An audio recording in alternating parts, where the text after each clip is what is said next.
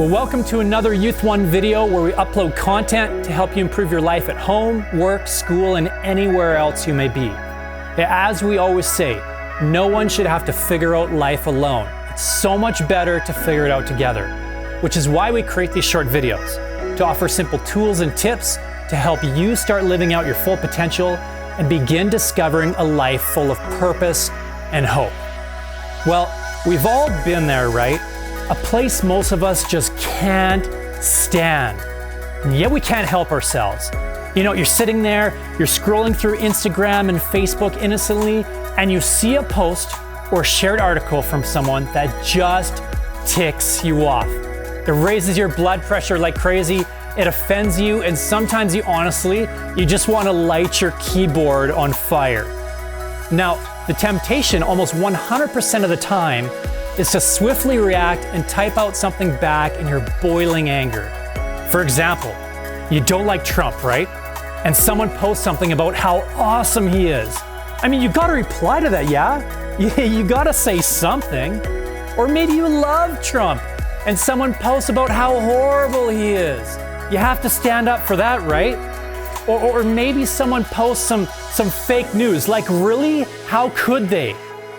Maybe you post something about what you stand for and someone else criticizes it for you.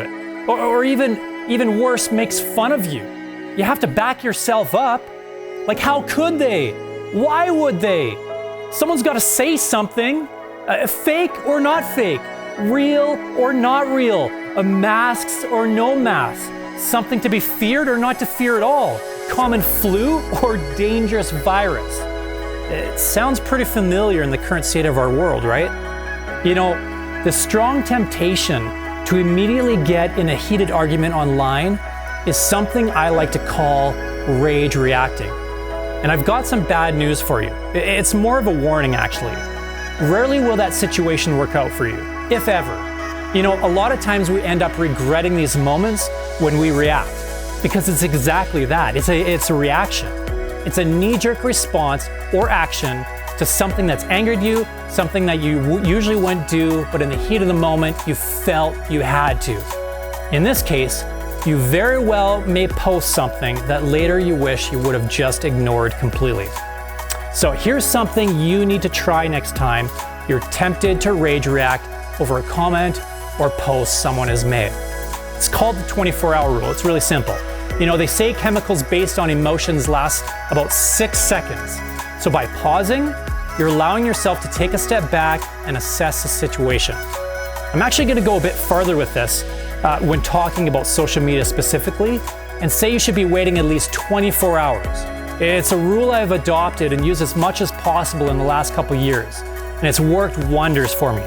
So next time you see a post that you're wanting to rage react to, try this. Simply write out your reply in the note section of your phone or somewhere where you can access it later.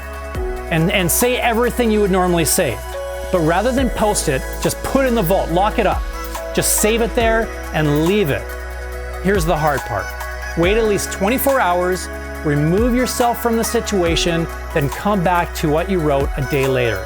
My guess is, most of the time you'll probably not even post your note and you'll end up deleting it or forgetting about it. Now, a famous author once said, "The longer I live, the more convinced I become that life is 10% what happens to us and 90% of how we respond to it." When you stop reacting, you can start responding. The difference?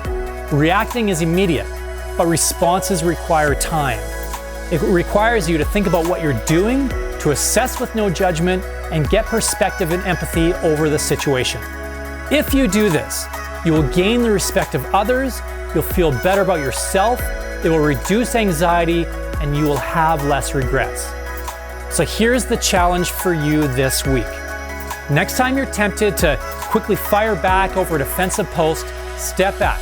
Don't immediately tackle it head on. Use the 24-hour rule. Type out your post on another platform and save it. Take a breather and come back to it the very next day. Most likely you won't even send it. And you're right, sometimes you will send it. But when you do, at least you know you've had a full day to think about it and assess the situation and its consequences. So, you in for the challenge? Let's go.